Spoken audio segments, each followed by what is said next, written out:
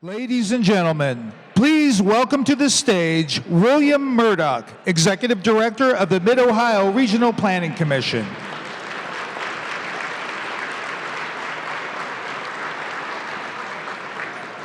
Well, good morning, everybody. Let's try it again. Good morning, everybody. We are back together in person for the 2022 State of the Region. I'm William Murdoch. I'm the Executive Director of the Mid-Ohio Regional Planning Commission. You know our friends just call us MORPC.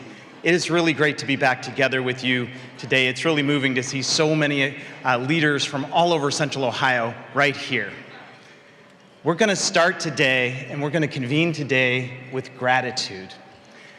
We're here only because of the extraordinary work of our health officials and frontline workers who kept us healthy, safe, and informed during the worst pandemic in a century. I see a number of them here today. Let's acknowledge them with our appreciation.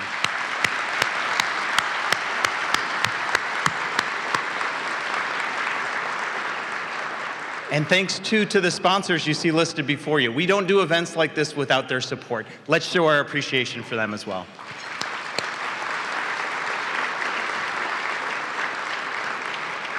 Now, you know, during the pandemic, MORPC's work for Central Ohio and with you never stopped. And I'm so grateful because that's because we have an incredible team at MORPC. Many of them are here.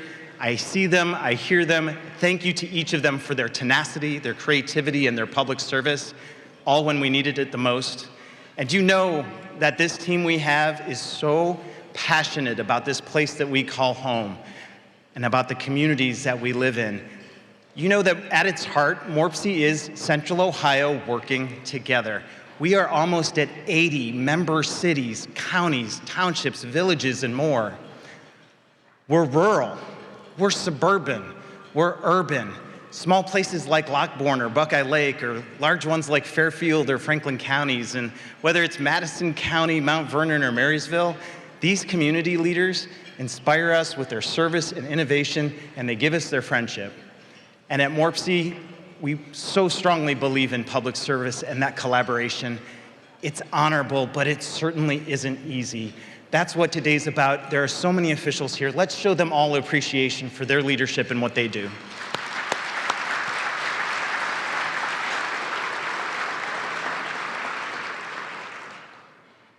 So this is the moment you want to be in Central Ohio. There is so much energy, so much investment. There are so many big dreams for the future. We're growing quickly into a world-class region of 3 million people by 2050, or if you read the news, maybe even sooner than that. This is a once-in-a-generation opportunity to be part of the momentum here. And if you look at just development, major announcements in every direction: Intel, Hyperion, $1 billion in OBETs, the 33 Beta District, OSU's Game-Changing Innovation District, and I could go on. There's so much more. But do you know what? We have a bit of good timing, too. Just as we face this growth, along with all these urgent needs that we know we have in housing and transportation, we have an infrastructure law for the first time in a generation that gives us incredible investment and the tools to tackle these challenges. I really think this is the time we're going to want to be brave in our ideas and bold in our actions if we really want to create that better place that we call home tomorrow. And so moments like this, I like to joke, this moment is why you have a MORPC, to get ready for Central Ohio's future. And I'm proud to share with you today how our new strategic framework does just that. I know that envisioning the future can sound lofty, but you know us, you know we're grounded in practical action and real impact. And I want to put it simply, our aim is to create an environment for prosperity. This means we want to drive investment into your communities throughout the region in infrastructure, environment, and development. We want to build value for our communities with the tools they need to prepare to get ahead of this growth. And we want to pay it forward through public service and collaboration and, of course, good planning. And that's why we've created these detailed strategic pillars built on the strengths that you know us for. Things like planning, transportation, sustainability, data, policy. And with your help, We updated every single one of those pillars since we last came together in this room, representing over a dozen strategies, agendas, and plans. And our team is hard at work building value for the whole region. You know this. Let me give you some examples. MORPC assists communities with things like expanded educational partnerships and internships to connect young leaders to public service. We work to advance diversity and inclusion. MORPC convenes the Central Ohio Defense Group so we can build connections to DSCC and more. And we're even creating a new way, what we call an IGSA, that helps communities strengthen these critical partnerships with our defense facilities. You know, we work to advance sustainability in air and water and energy, and that happens in partnership with so many of our communities who are leading and encouraging each other by setting the region's sustainability agenda. And last year, and this doesn't count today, but last year we held over 30 forums and events for well over 1,000 people. This year, we'll host a national conference for region, conferences on freight and sustainability, a statewide candidates forum, and a whole series for our rural communities. We can't do any of these things without great public leadership. And so many of you have given us your time and your service through the 50 years that MORPC's been around. We've got some trailblazing leaders in that history. And today, we're gonna pause for a second and we're gonna recognize an extraordinary one who's our outgoing board chair, Karen Angelou, who led us through these difficult but incredible 2 years. So let's welcome our incoming board chair, Eric Janis, to share a few words.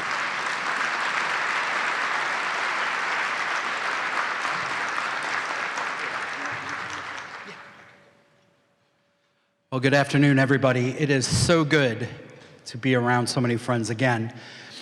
Well, let's get right to it. It is my honor and pleasure to introduce my friend, the outgoing chair for the MORPC board, Gahanna City Council member Karen Angelou.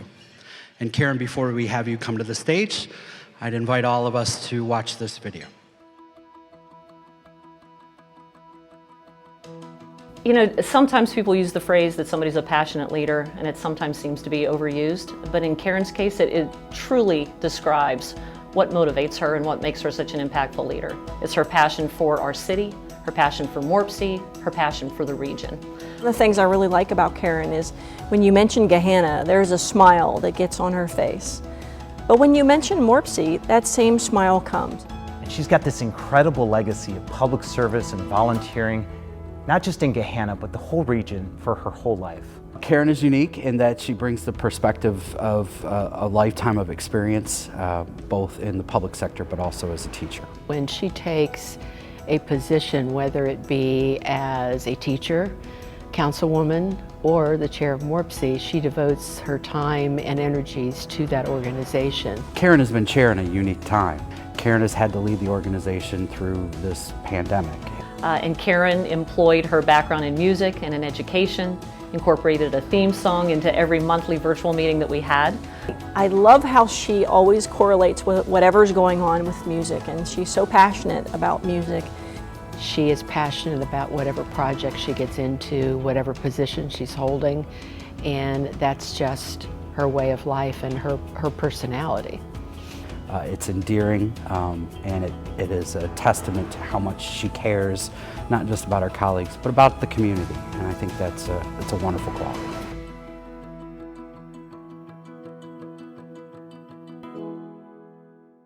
Would you please join me in welcoming to the stage Chair Karen Angelou.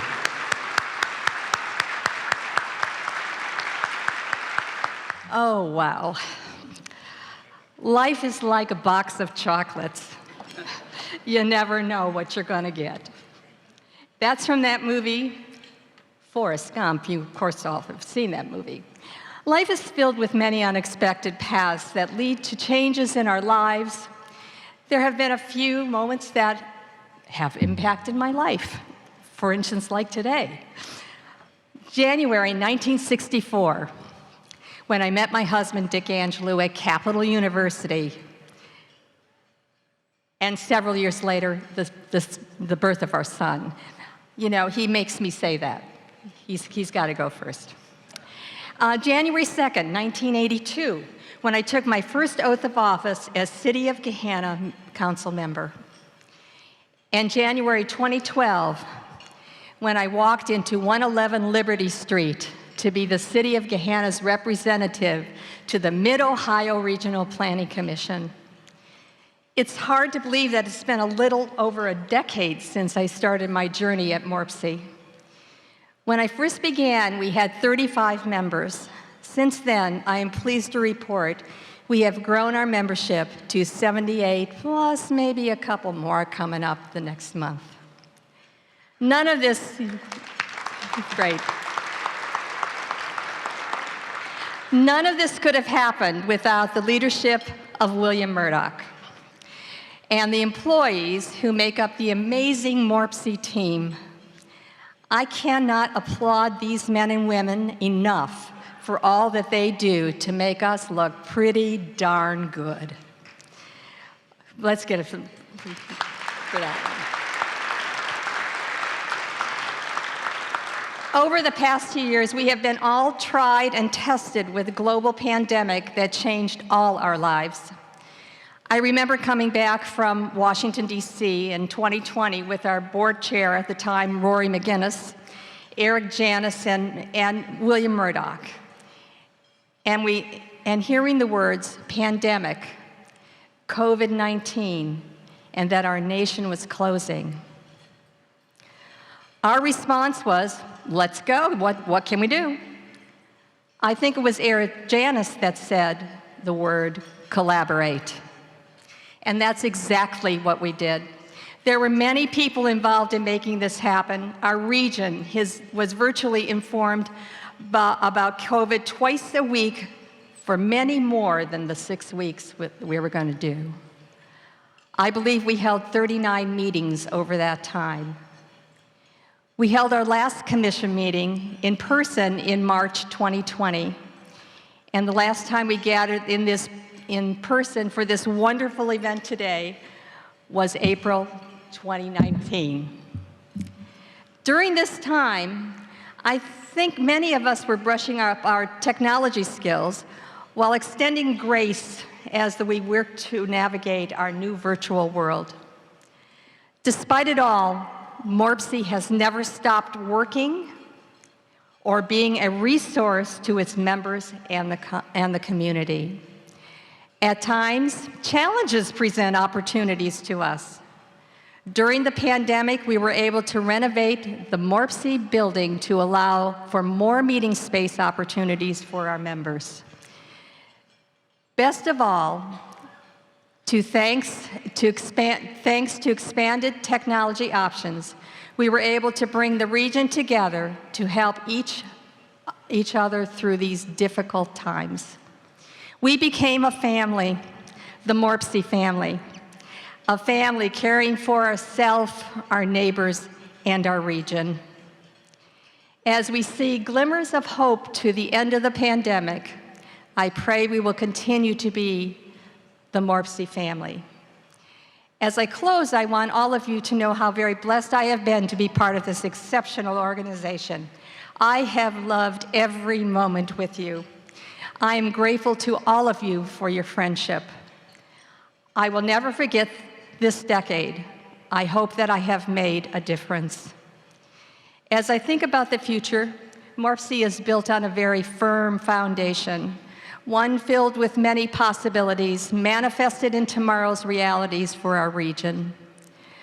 I feel good knowing we have the best leadership in the region with our incoming chair, Eric Janis, taking the reins, Chris Amoros-Grooms as the vice chair, and Michelle Crandall soon as secretary. And of course, William Murdoch at the helm. Let's give them a big applause.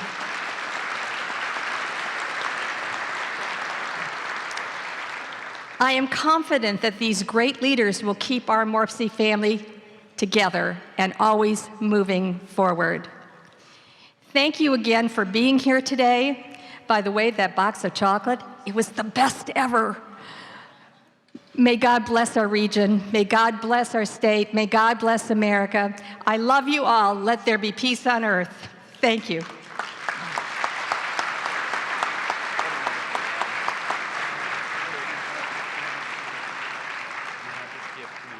All right, so from possibility to reality, that's more than just today's theme. This is a call of action for our imagination.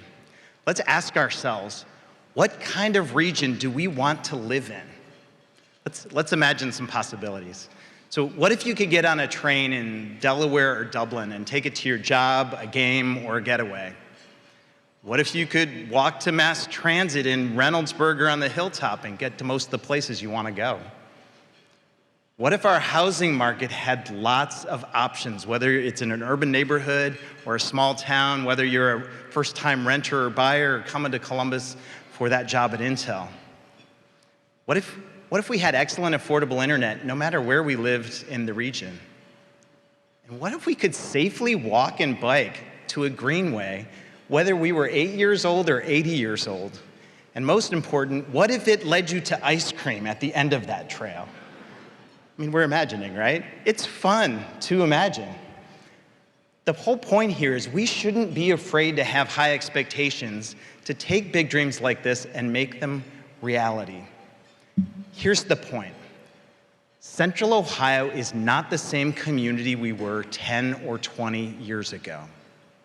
We're growing, we're changing quickly, 250,000 people in just the last decade. We're big enough now to need and frankly expect more options in housing, mobility, infrastructure. And the good news is so far we've grown in a way that's maintained our good character and quality of life. But I think we can keep that and get even better. To do that, to create that environment for prosperity, we need to invest today to make these dreams happen. And we need to also acknowledge there are some parts of our community that have been left behind. So if we're going to do this right, we have to focus on lifting up the whole region while we do it. Here's the good news. Our growth creates urgency to do this as soon as possible, right when there's more opportunity than ever. And I want to specifically talk about infrastructure.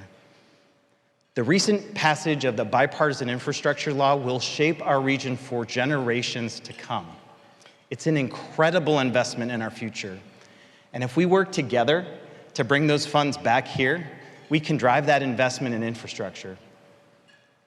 I think I speak for a lot of us that we're so grateful for the leadership of our delegation to get this done, especially Senator Brown, Congresswoman Beatty, and Senator Portman, who we all know was a key leader in the effort, and who I'm pleased to introduce to share a few words. So, Senator Portman. Hi, I'm U.S. Senator Rob Portman. Thanks, William, for the invitation to speak with you all today as you come together for your State of the Region. There's so many pressing issues before us, and I want to talk about the impacts of this bipartisan infrastructure law here in Central Ohio. I think this fits perfectly with today's theme, from possibility to reality. A lot of projects are now going to be able to be realized that were just dreams before. I was pleased to be the lead Republican negotiator on this landmark legislation, which provides about $540 billion of new spending for our nation's infrastructure over the next 5 years. A group of bipartisan senators, 5 Republicans and 5 Democrats, were able to come together and craft an historic investment in our nation's infrastructure. We knew this was the right thing to do, and while doing it wasn't easy, the importance of getting this right, after decades of just talking about it, drove our group to reach this agreement. The bill will help as Central Ohio grows and traffic congestion grows with it. It's really important for Central Ohio. As an important thoroughfare for traffic, not just within our state, but nationwide, investing in Central Ohio's roadways and bridges and other infrastructure is vital. Ohio will receive $9.2 billion to help with roads and highways, and $483 million to help with our bridges through formula funds. These guaranteed funds to the Ohio Department of Transportation, ODOT, when combined with the $33 billion in competitive grant funds, can support the Columbus Crossroads project, which will complete a comprehensive reconstruction of the I-70, I-71 interbelt through downtown Columbus. These federal funds, along with $8 billion in freight railway investments, can also support the Rickenbacker Area Access Project, which will better connect our nation's freight rail to highways, improving shipping times and costs for customers. And air travelers in Central Ohio will benefit too from the $25 billion in grant funding for upgrading our airports and related infrastructure, including $254 million in guaranteed funding for Ohio's airports. Some of this funding can be used to help fund the One International Gateway project at John Glenn. This $1.5 billion project will replace the outdated original terminal and add new parking structures, rental car facilities, and other improvements to make flying out of CMH easier than ever. The pandemic showed us that we have significant gaps in access to high-speed internet in certain Ohio communities. Therefore, Ohio is set to receive hundreds of millions in broadband deployment dollars from the infrastructure bill that the state can use to expand access through the Central Ohio region, making a huge difference in the lives of students, workers, and families in Ohio. And I'd be remiss if I didn't mention the historic announcement by Intel that it plans to invest $20 billion in a new semiconductor facility in New Albany. Intel, the world's largest semiconductor chip manufacturer, will be making the largest economic development investment in state history, one of the largest in the history of our country. This will be a net benefit for the region, and the facility will require additional water and power infrastructure. Again, thanks to the bipartisan infrastructure bill, Central Ohio will be poised to make these needed investments. So, as you can see, there's a lot coming to Central Ohio over the next 5 years. I'm proud to be part of the group and led the Republicans in that group to be able to make sure it got done. The infrastructure law shows us that working together is still possible in Congress, even with all the partisanship. As we enter the implementation phase for this new law, it's really important we work together to ensure the resources are being made available, achieve the desired results, and benefit the people they're intended to help. We've got to be sure the money is spent right. I appreciate your engagement with my team and with me in this effort. Hope everyone enjoys today's State of the Region, and I look forward to seeing you back home in Ohio soon. And meanwhile, Godspeed in your important work. Well, thank you again, Senator Portman, for your leadership. And everybody here, know that MORPC stands ready to act to be a resource for our communities as we work to bring these dollars back to Central Ohio. We want to drive that investment to prepare for growth. And know that we're moving quickly and assertively. We created an Invest 2050 team led by a new grants and investment officer who wakes up every day focused on pursuing grants to fund projects in your community. And it fits alongside our efforts to form a new federally recognized economic development district to unlock new tools. And county by county, we're going to update that competitive advantage list because we know what infrastructure projects will advance jobs, and we're working to get them moving. And of course, we're going to support communities in preparing for Intel and whatever comes next. You know, collaboration has to be our foundation while we tackle this as a region. To succeed, we're going to need to create new coalitions, and we're going to rally around communities all over Central Ohio. We can create that environment for prosperity by doing the stuff we're really good at, and that's working together as neighbors to take advantage and plan for this time. So I want to talk about two big priorities as we're thinking about the infrastructure bill in this moment: mobility and housing. First, mobility. You know that MORPC plans for transportation in rural and urban areas. Our Metropolitan Transportation Plan, it's that comprehensive multimodal vision. It's $30 billion in projects over 30 years. This is going to improve our existing transportation system, and it's going to drive investments aligned with our values. Over 50% of that goes to safety, transit, more options for walking and biking, and game changers like rail and mass transit. And infrastructure's got to serve everybody. That's why we plan for things like active transportation and why our new regional mobility plan provides strategies for transportation needs of people with disabilities, older adults, and low-income families. And we work to fully consider equity so we better understand and address the outsized burdens borne particularly by people of color. And not just because it's the right thing to do, but because it makes our region a more welcoming, better place for all of our residents. And this builds on things that we have like Ohio Commute, which helps commuters and employers get to and from work. And I could go on, but you see that we are planning for a transportation future that's reliable, efficient, and accessible. And we're really focused on planning for one that keeps everybody safe. This is so critical. If you followed the statistics during the pandemic, you know that our deaths and injuries from serious crashes didn't slow down, they increased, especially for our most vulnerable road users. This is devastating, it's unacceptable. We all in this room have more to do. And that's why we're grateful for tools like our Transportation Safety Plan and efforts like Vision Zero to take important next steps. And it's why we also unabashedly advocate for things like complete streets and distracted driving legislation. It's too important. We need you to stand with us, and we need to stay focused on safety.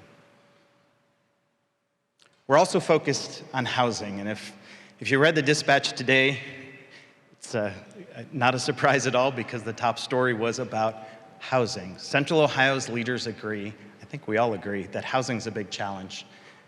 We face pressures in housing from every direction: our growth, changing demographics, the pandemic worsened affordability gaps and undermined stability. It's really clear we have an alarming housing shortage at every level, and it limits our ability as a region to help neighbors in need and to compete for businesses or new residents. There is good news, though, and many of the community leaders I see in this room know this because they're working on housing issues every day. At MORPC, we have a regional housing strategy we developed with about 24 communities and partners. It helps chart that path forward with housing as a platform for equitable growth. You know we're MORPC, so you know that this has 100 different actions to build more housing in 12 submarkets. We're investing more than ever for technical assistance to help communities now step up and use that tool and address this region-wide challenge. One of the key planks of that, though, is maintaining existing housing. And I think many of you know that MORPC's long done home repair and weatherization. And I am so proud of the team that we have, and I can see some of them back there that do this, because last year, this team safely serviced over 600 homes. And I want us to give them a round of applause for that, because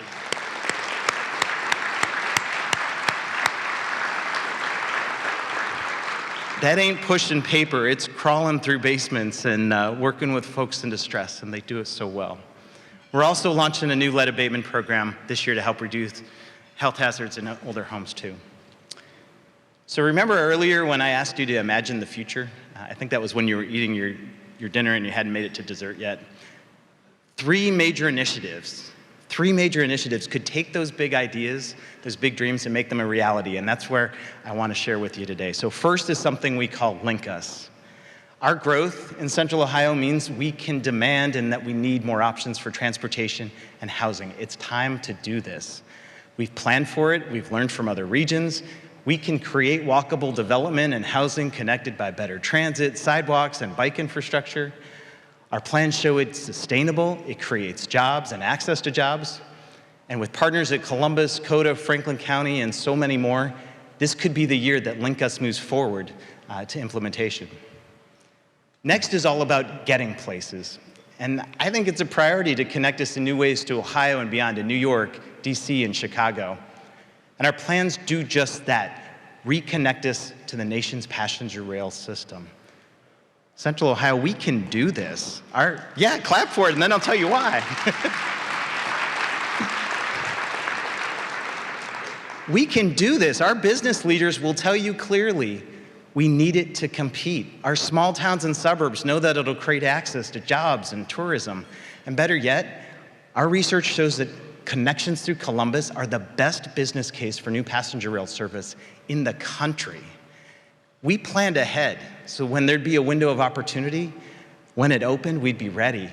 And I don't have to tell you twice, that window of opportunity just opened. The infrastructure law makes the largest US investment ever in passenger rail. The window is open, we're all aligned, it's time to make this happen. And it's time to get excited about our Greenways. The pandemic reminded us all about how access to green space is so vital for so many reasons. And I think we know our region has an impressive Central Ohio Greenways network. It's 230 miles of trails. We're not done. Plans call for 500 more miles. This is how we create quality of life while we grow. And this is an urban, a rural, and a suburban challenge, and I think that we can go further and raise our expectations with a world-class vision. One that asks us, what if we activated our trails and waterways to create the largest interconnected green space in the country? What if we infused it with fun and investment and better access to neighborhoods and emphasize human and environmental health? What if we could connect better to each other and to nature? Well, MORPC, ULI, Columbus, and many, many partners and communities in the region did just that with an inspired design competition called Rapid 5 last year. 5 firms, 5 visions around the Big Darby, the Scioto, the Olentangy, the Alum Creek, and the Big Walnut. If you haven't seen these images and these dreams, go to rapid5.org. It's so, so exciting. And I promise you there is so much more to come this spring. So those 3 major initiatives, Link Us, Rail, Rapid 5, it's all about the future. To do this right, we need to involve future leaders, the people who will be benefiting when these are implemented. We need to involve them in this vision, pay it forward. That's why we created the Easton Fellows, to engage bright, young planning minds in how to do this, how to connect it to development and equity. And so with our partners at the Easton Foundation, OSU Knowlton, and great communities like Whitehall, Gahanna, Franklin County, we gave 4 students a chance to shine, and we want to lift up their work. So let's take a quick look at that.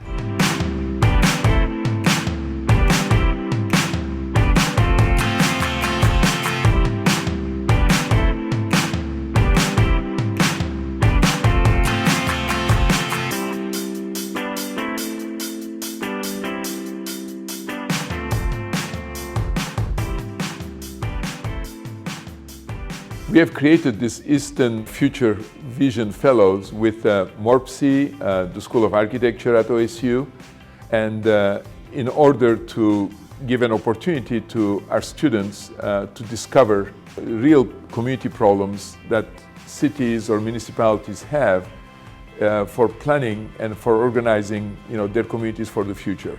But at the same time, the corollary of that is to help the municipalities or the communities to learn from a generation who will not be in a position of power until maybe 20 years from now, to see their sensitivities, to see what they care about, the environmental issues, inclusion issues, or to see it from their perspective. By injecting them into real projects, real activities of the communities today, we allow the communities to learn from them and to integrate the preoccupation of the future generations in what they do. I'm so proud of these students. I know they're here, but I don't know where they are here. Know that they're back there. Let's give them a round of applause.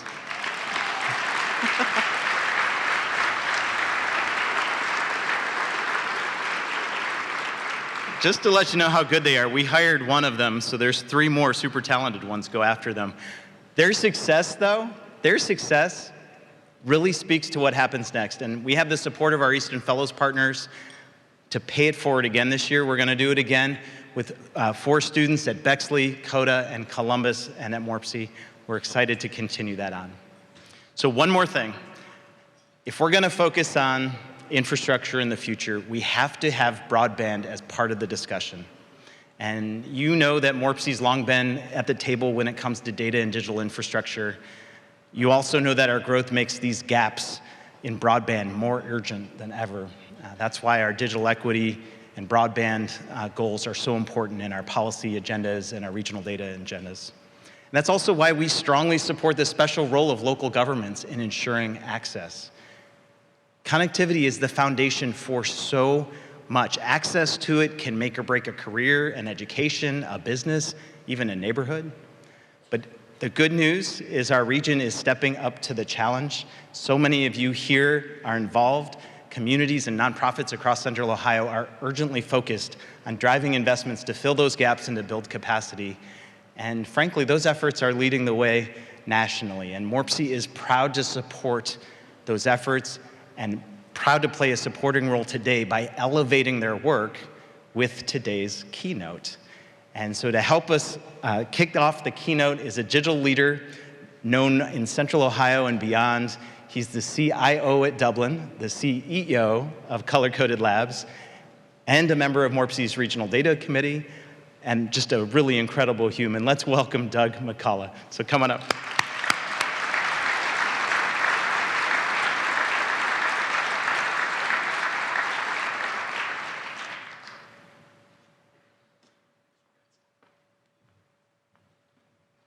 Good afternoon. My name is Doug Mccullough. I am the Chief Information Officer for the City of Dublin. In my role, I'm charged with ensuring our city is a digital hub, an attractive place for new technology companies to call home. I've spent most of my career working to break down barriers to access to technology, while ensuring that historically marginalized and underserved communities are represented in this industry. When most people think of infrastructure, roads and construction often come to mind, but broadband is essential to our everyday lives. From how we power our homes, how we work, get from place to place, interact with one another, broadband is critical to our quality of life. During the pandemic, we realized just how important broadband was to all of us. COVID also exposed long-standing inequities that prevented many communities from having adequate access to technology. One of the major efforts that came out of this pandemic was the formation of the Franklin County Digital Equity Coalition, which is comprised of nonprofits and communities committed to addressing this issue within Franklin County. I'm proud to be part of this coalition and encourage you to learn more about it by contacting Smart Columbus. I'm also proud to be a part of the Broadband Access Ohio initiative, which focuses on local governments working together to solve the issue of the digital divide. I would encourage local leaders who haven't already joined to get involved and support this effort. As you see, broadband is a subject that I'm very passionate about and that we should be deeply interested in. So today, I'm excited to present our keynote speaker, Andy Berke. Mr. Burke currently serves as the Special Representative for Broadband for the National Telecommunications and Information Administration, you know as NTIA. Prior to this role, he served 2 terms as the mayor of Chattanooga, Tennessee.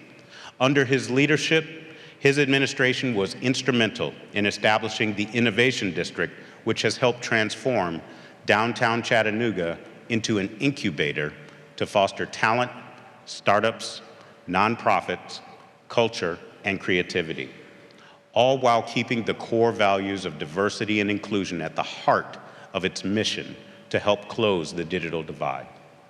Please join me in welcoming Mr. Burke to the stage.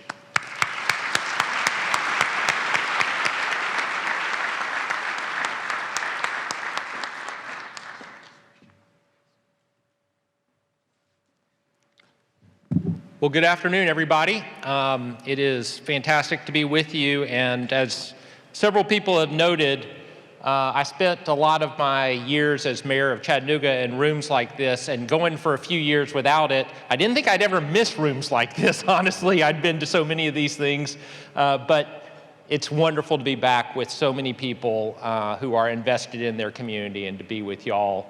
I want to thank Doug. We spent a lot of time, he and I and Chris last night, talking about what was going on in Dublin, their leadership on fiber and internet. Those are the kind of investments that are transforming communities here in Central Ohio and across the country with support from entities like the Franklin County Digital Equity Alliance. That's why I'm here, both to take the lessons from y'all and to take those back to Washington, D.C. and make sure that people here are informed about what's going on there.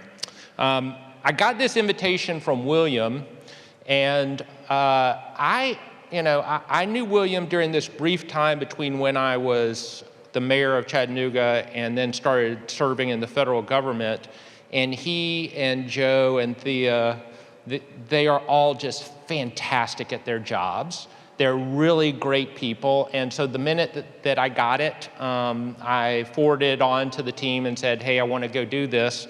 And then I saw that it was 800 people, and I said, well, this is going to look really good in my report as well. So I'm glad that I was able to come. There's 78 communities as part of MORPC. I was dealing with 9 council people when I was mayor. I thought that was a lot. I don't know how you deal with 78, but I'm sure that it works. And the leadership of your board and the people who are here is essential for that. There are a lot of local electeds in this room.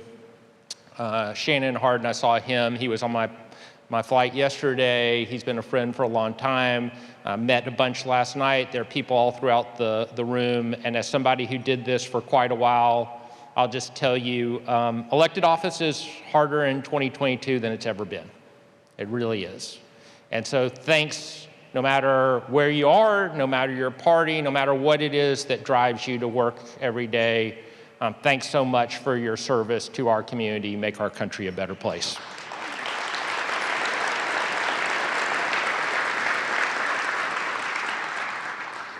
So let me start by telling you about one of the most important and memorable experiences I had while I was mayor. We had just begun funding Tech Goes Home, which helped Chattanoogans learn basic internet skills like how to sign up for email, apply for jobs, and pay their bills online. I wanted to see how it was working, so I went to a class at a local church.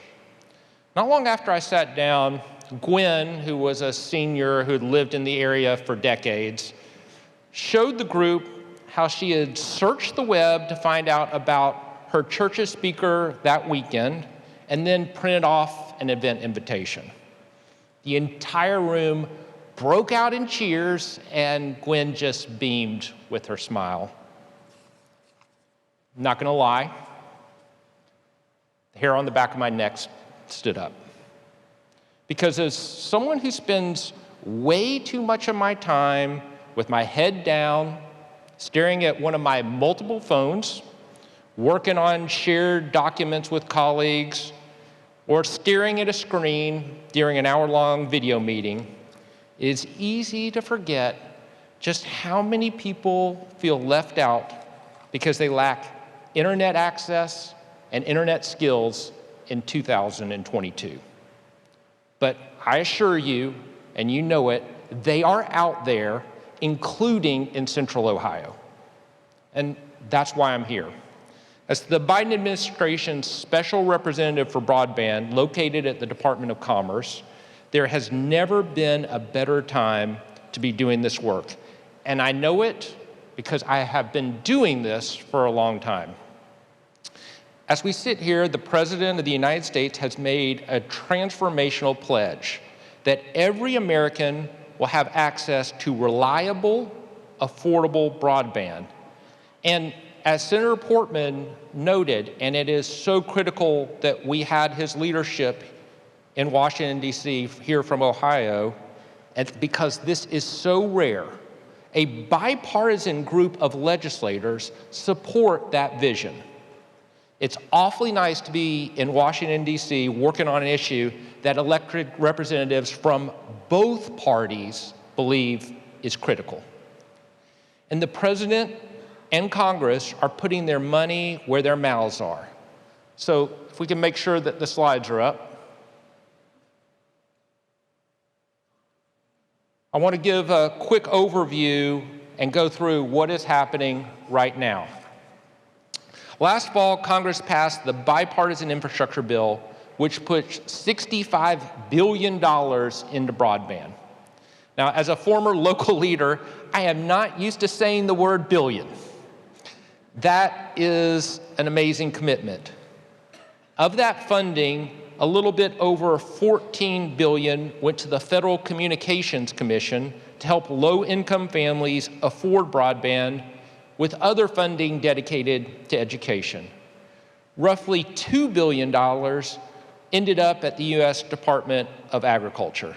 The rest, this is over $48 billion, is at the National Telecommunications and Information Administration inside the Department of Commerce. That's where I am. And I want to take a minute to ensure that you know how these dollars will be divvied up. So if you look over there on the far end, the largest chunk, $42.5 billion, goes to Broadband Equity Access and Deployment Program, which will ensure that unserved and underserved Americans get access to a reliable connection. Now, this is going to take shape in the form of grant dollars to states who then form partnerships to build out the connections to every home and business. This is a huge undertaking. Just think about this for a minute. every parcel, every home, every business all across the United States. And this has to happen not just in Washington, D.C., but everywhere in the country. So we're fortunate to have people like Peter Voderberg at the Office of Broadband Ohio partnering with us. But here in Ohio, and by the way, all over the country, this isn't like a Department of Transportation where you have hundreds of people who might be working on a particular issue. These broadband offices may only have 2 or 3 people in them total, and look at those dollars that are coming. And so they need the help of local leaders, local elected officials, staff people, to ensure that they have the right advocacy, ideas, and assistance. Look one step over. There is $2.75 billion for digital equity. Now, as someone who spent a decade trying to get more people to understand that term, I don't expect everyone in the room to know what it is. So let me put it simply. Lots of Americans can't afford an internet connection, or they don't have the skills to use it when they turn it on. Digital equity just means giving everyone a fair shake to use the internet for school, or healthcare, or work, or to communicate with their family and loved ones. In Chattanooga, one of the last things that I did as mayor was form a coalition of partners to make sure that every family with a child on free or reduced lunch had our ultra high-speed broadband at no cost, $0. I'm proud that we became the first, and I think still only, community to offer that.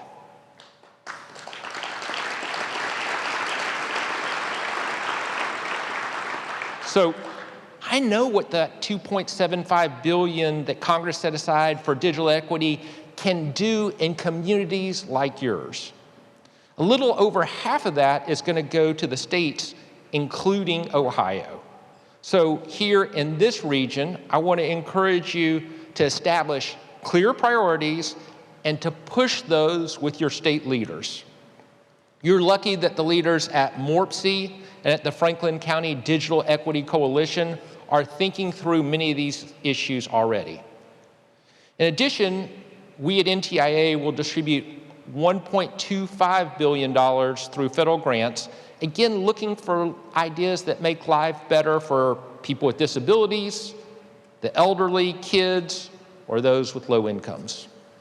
There are 2 other pots of money, as you can see here, $2 billion for tribal communities and $1 billion for middle mile, part of the backbone infrastructure our system needs. And we can take the slides down for just a second, because I want to just make sure that you see the big picture. This is what the dream that we have been talking about in our country for a long time about broadband into infrastructure looks like when you turn that dream into reality. For people like me and others in this room who've been working in this space for a while, we have been pushing with all our might, never knowing if this is going to happen. And now is the time for all of us to execute, to make good on our aspirations. COVID has brought into stark relief how reliant we are on the web. Investments in this infrastructure will give Ohioans more power and control over their lives, the ability to work where they choose, to study how they want, and importantly, to live in the place they love. In Chattanooga, I saw the difference firsthand. We were the very first city to build a fiber connection to every home and every business in a 600 square mile area. It didn't matter what you choose to do for a living, where you lived, or what you look like. You had the fastest connection in the Western Hemisphere.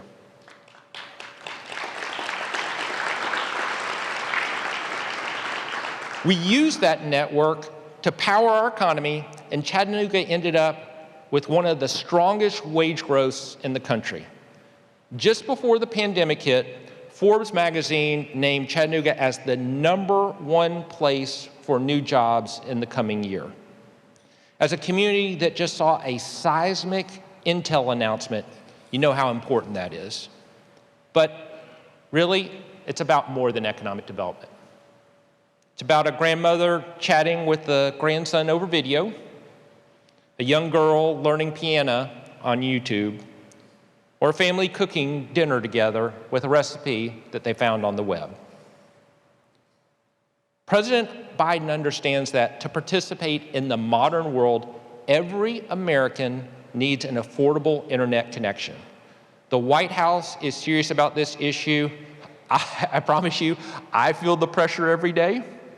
And as I have said several times already, congressional leaders of both parties strongly support these investments. But for this to succeed, and it will succeed, we need partnership at the state and local level. The administration and Commerce Secretary Raimondo know that. It's why I have this job and why I'm here in Columbus today. Fortunately, because of the people I know and have met here, I'm more confident than ever that we will get this done. So thank you for being here today. Thank you so much for being advocates for broadband and digital equity. And thank you for supporting MORPC as they help plan and make way for this transformative moment. Thank you very much.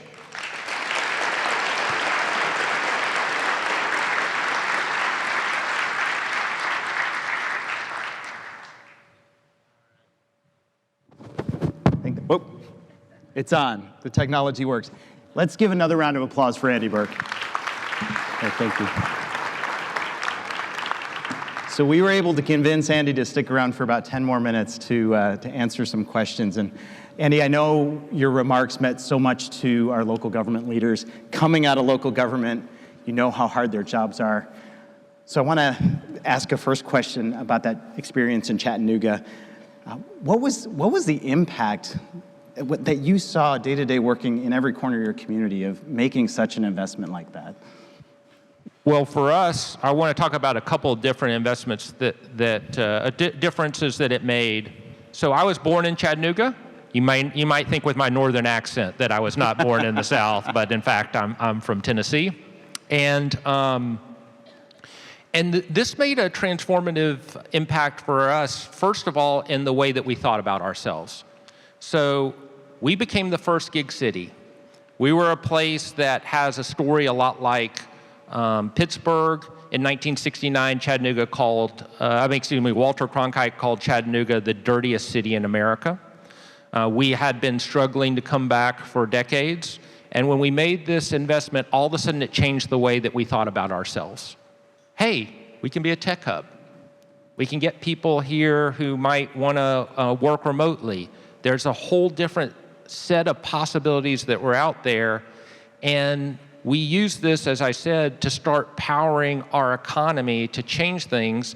When you're the first gig city, this sounds ridiculous in 2022, but we turned it on and we didn't really know what people were going to be able to do with it. I mean, nobody used a gig, so what are you going to be able to do with this? And the process of exploring that question, of making sure that we formed coalitions and brought people together, helped us not only to answer the question, but to strengthen our community.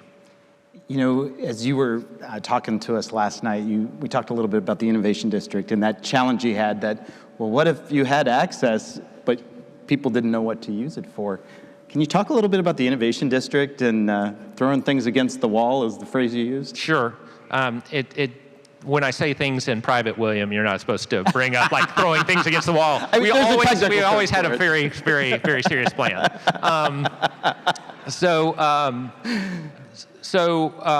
When we turned on the gig, our first thought was, turn it on, welcome Apple and Google. Like, welcome to Chattanooga, we're so happy that you're going to be here, and then they didn't come. So I spent some time calling friends out in Silicon Valley saying, you get all these other Silicon Valley firms to move there, and these are some of my close friends, and they said, yeah, good luck with that, And so what we decided to do was really just try to gin up as much activity as we could. We tried to hold gig tanks, so that was, again, what can you do with a gig? We started reverse pitches. We began this innovation district. We started putting together as much churn of activity as we could, and to ensure that we invested in local businesses and local entrepreneurs, in their ideas and their mentoring, in all those different pieces that I know people in this room know about. This was a bit ago. And all of a sudden, about a year later, one of the firms that had just gotten started sold out to Open Table. And this was like this light bulb moment for me that said, oh wait, all this stuff that we were throwing against the wall that we thought we were doing to get Apple's attention or Google's attention, no, that's the thing that we actually want to be doing. That's the goal. And investing in our people, seeing them grow their businesses, that's going to pay off for our community in the long run, and I think that's what this showed. And I just think that's such an inspiring example for so many local leaders. Even with the best plans, you got to be relentless and creative on the fly, especially now. So we've got a lot of folks who are tackling this. I want to ask a question about what you think are rural communities and our small towns, many of whom lack broadband in the capacity that they need. What should they be thinking? What should they be doing right now? So when I got started in politics, the first office I ran for, I was a state senator in Tennessee, and my district was part urban, the middle of Chattanooga, part suburban, and then I had a rural county just to our west. And that was the best introduction to politics that anybody could possibly have, because I had these 3 different constituencies, but to a large extent, they talked about the same problems with different language. And so these problems that you heard about access and affordability, I could hear them in the middle of downtown Chattanooga, and I could hear them out in Marion County, which was my rural area. And again, people talked about them differently, but I could see those similar things. A couple things. Number one is, and I mean this as seriously as I can, this administration is committed to universal broadband. Committed. And this is why I'm there. I'm in these meetings every day. We are, we're going to get there. It's just going to happen, okay? The second piece that I think is so transformative, particularly as I think about my old friends in Marion County, Tennessee, who I'm still friends with today, is for a lot of rural communities, people have been faced with a choice. Do I live in the place that I love, or do I go to the job that I need? And because of COVID and the change of our working patterns, you can now do both. You can live in the place that you love, no matter where that is, and you can have the job that you want. Now, as a former mayor, let me say, you still got to make a place that people will love. But all of a sudden, it gives a lot of towns and villages, rural communities, suburban communities, inner city communities, the chance to participate in that way. And again, appeal to a group of people who may have a different calculus in 2022 than they even had 5 years ago. Thank you for that. And when we think about infrastructure, it's not just pipes in the ground, it's access to that infrastructure. And I know we mentioned the Franklin County Digital Equity Coalition. We've got efforts all over the region trying to connect people who are really vulnerable and underconnected. This bill addresses that. How do we make sure that doesn't get lost in the focus on pipes in the ground? So the pipe piece is important. You saw that there's $42.5 billion, much of which is going to go to the infrastructure piece. But we also know that it's not the best thing in the world if you have a connection but you can't afford to turn it on. It's not the best thing in the world if you can afford to turn it on, but you don't know what to do with it after you've done it. And so I told that story about Gwen for a reason. Actually, the background of that story after I watched Gwen was I went up to her and I said, "Why did you take this class?" And she said, "I've had this computer that I have had for a long time, but I didn't know how to use it, and I wanted to send email to my grandchild." That's why she signed up for Tech Goes Home. And so this means a lot, I think, to the people in this room. There is, again, that $2.75 billion for digital equity, but the act that Senator Portman was talking about, that Senator Brown was influential in, that we know a lot of people on the Hill worked on for a long time. It says specifically in there that there has to be a low-cost plan under this act. So we know that they're out there. In May, NTIA, we're going to start issuing some notices of funding opportunity that will start laying these pieces out. But this affordability piece and this skills piece, it's going to also get solved by people like the Franklin County Digital Equity Coalition at the local level. So 2 more quick questions here. So one of the things that we talked about at dinner, I promise this one won't embarrass you, was the Chattanooga way, which sounds kind of familiar. This is a group about collaboration. These are different issues, but they're all rooted in that same goal. Tell us a little bit about that. Yeah, so the first time I read about the Columbus Way, I was like, wow, they stole that from us. In retrospect, maybe we stole it from you. But in the moment, I thought, wow, they stole this for us. So William and I spent a bit of time talking about this last night and this morning. One of the things that I really enjoyed about being a local leader in Chattanooga was that we had this idea of the Chattanooga Way. And it didn't always work, by the way, and sometimes it kind of broke down. But there was this expectation that we collaborated and we worked together, and that it didn't matter what party you were. I mean, obviously that matters, and people should run and say what they think, and I'm all for that. I've run for office several times. Like, I understand that. But that at the end of the day, we all got to get in the room. We got to figure this out. If our communities are going to move forward, that's a big piece of it. That's why I'm, in the federal government now. I want to try to help do this too.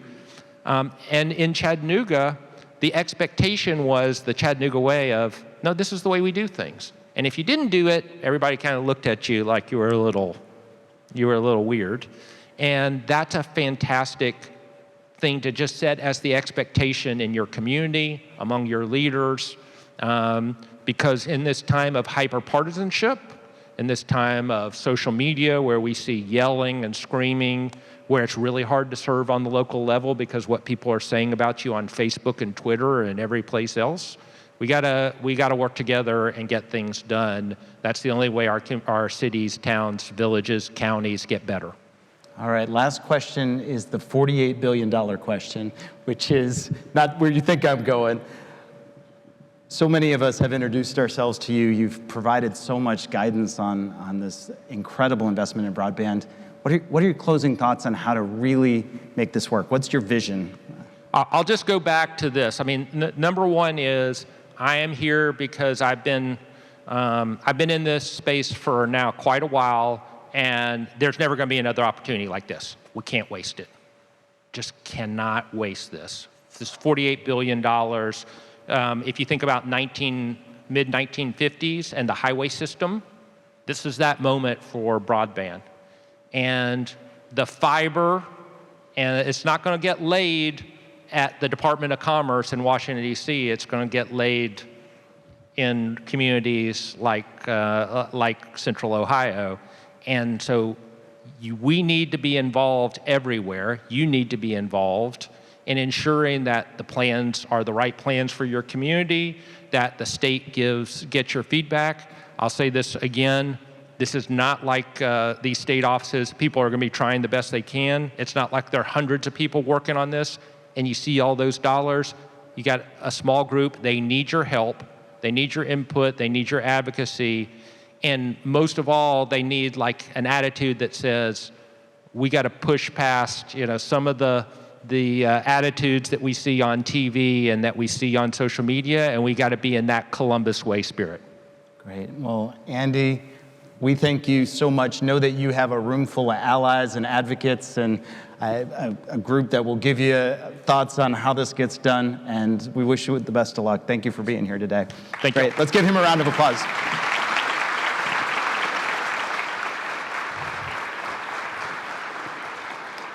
All right, we want to close today with 3 quick awards that lift up dedicated individuals and collaborative achievements with our annual awards. We know that Central Ohio is an incredible place to call home, but this doesn't happen by accident. You need smart leaders, relentless collaboration, and sometimes thankless public service. These awards recognize those leaders that have that legacy impact. We're really proud to continue the tradition of honoring them. So let's start the awards with Mayor Kim Maggard of Whitehall, who's a member of MORPC's executive committee. And notably, as Mayor Maggard comes up, she was our award winner last year, and we had to give it to her virtually. And we are so proud of her. Let's give her an in-person applause for last year's work.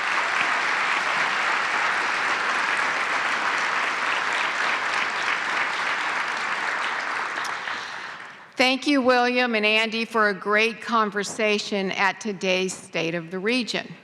Central Ohio is fortunate to have MORPC's talented staff engaged across all of our communities in Central Ohio to be forward-thinking. And as the mayor of the city of Whitehall, I'm honored to present the William H. Anderson Excellence in Public Service Award.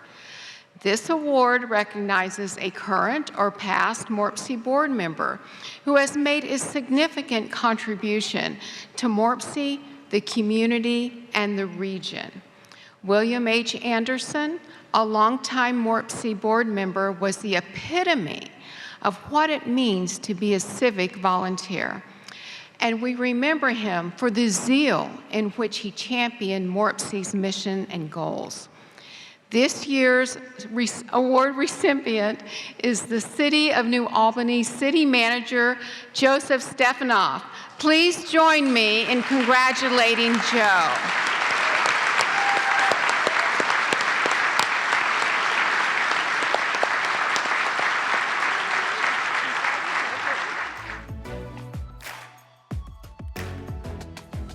What drives Joe Stefanov and makes him so incredible in his work is actually pretty fundamental. His primary goal is to make the world around him the best place it can be. Joe is the consummate leader and public servant. He's so well known for his work in New Albany and across the region, but he's also a role model for service to community to so many. He's taught me so much about leadership and partnership and what really matters in a community. He's a true leader with tremendous success. He's brought some of the top companies across the country to New Albany. It's a real testament to his leadership.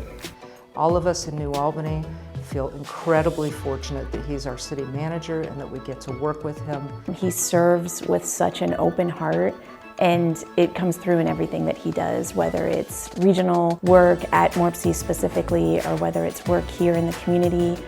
Joe has this great sense of humor mixed with kindness, and he's used that to help me at MORPC to help keep me grounded, whether it's projections of 1 million more people or simply the date for trick or treat. Anyone that has had the opportunity to work with him has to have learned from his example the importance of corroboration with people, cooperation, compromise, and looking out for the greater good of the community. His legacy will be the positive impact he's had on community and the people in his life.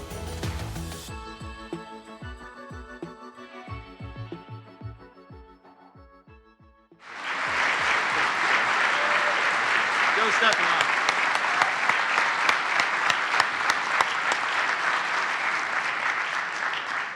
All right, for our second award, we have Trudy Bartley, who's the Associate Vice President at The Ohio State University and a longtime MORPC board member. And you know what? Trudy's not just a great friend, she's also last year's award winner for this, and she got it virtually. Let's show her an in-person round of applause.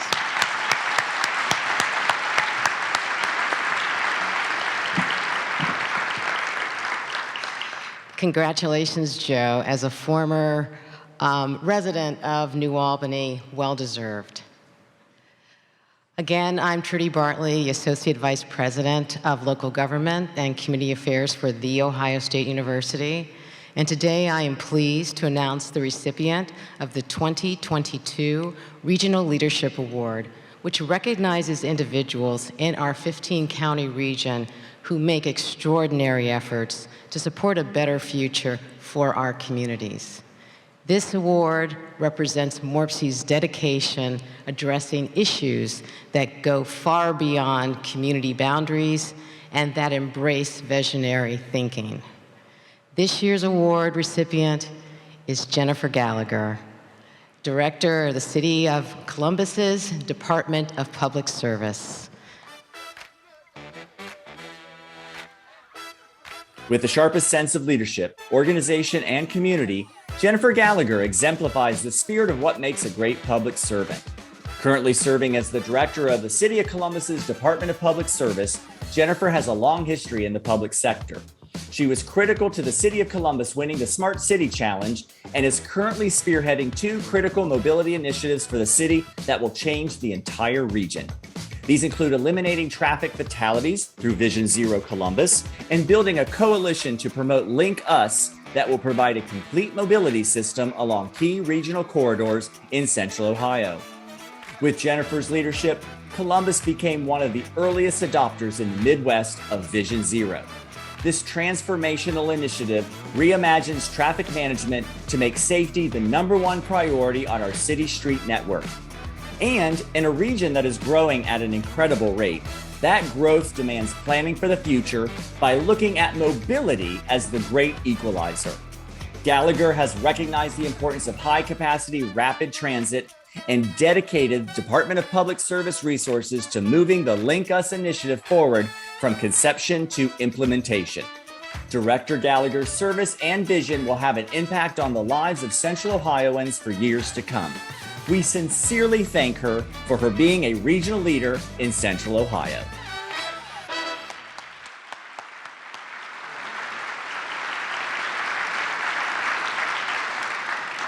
What great examples of public leaders. This is just one of my favorite parts of the whole year. We have one more award before we conclude today. And on to that last award, we're going to welcome MORPC's board secretary and Dublin councilperson, Chris Amorose-Grooms. Congratulations, Jennifer. Certainly an award well-deserved. As William said, I am Chris Amorose-Grooms, and I have the pleasure of serving as a member of Dublin City Council and as the MORPC Board Secretary. Today, I have the privilege of presenting the William C. Haybig Collaborative Achievement Award. This honor represents outstanding efforts and innovation in creating partnerships and sharing resources. The award captures the dedication to collaboration of Bill Haybig. Bill served as MORPC's executive director for more than 30 years, and he continues to serve the region as a MORPC board member representing Granville Township. This year, the award is recognizing Bell Fountain downtown revitalization with partners including the City of Bell Fountain, Logan County, and Small Nation. Please join me in congratulating these extraordinary individuals.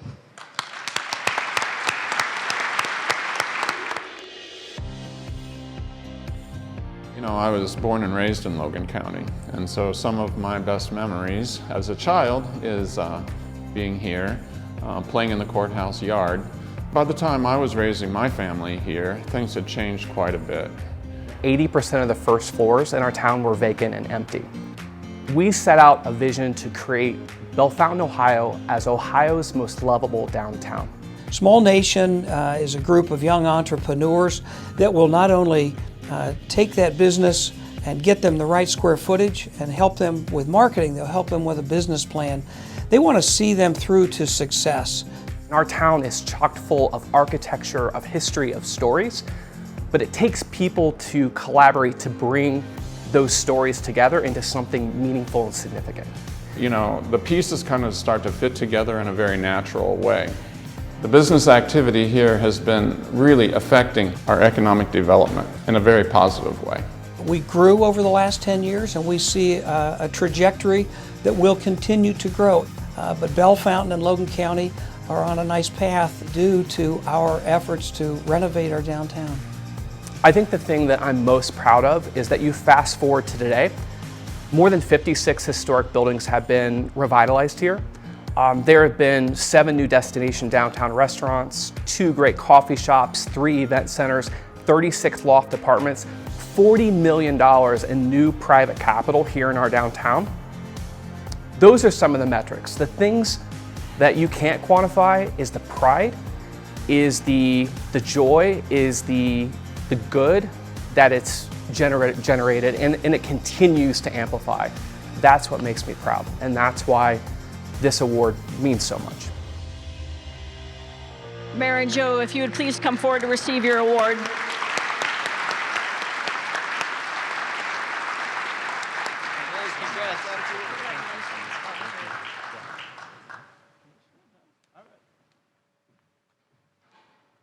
We just want to give them one more round of applause. If you haven't been to Bell Fountain lately, you got to get up there. It's incredible. So, Commissioner, Mayor, Jason. Thank you. Great. And with that, that's a celebration of public service and a call to action. I have one last thing. As you leave today, our annual supplement to Business First has all of this and more. Get it in the lobby on your way out. We're here for you over the next year. Thank you so much. We try to end on time. It's 1:01. We did pretty good. Have a great rest of the week. We'll see you very soon.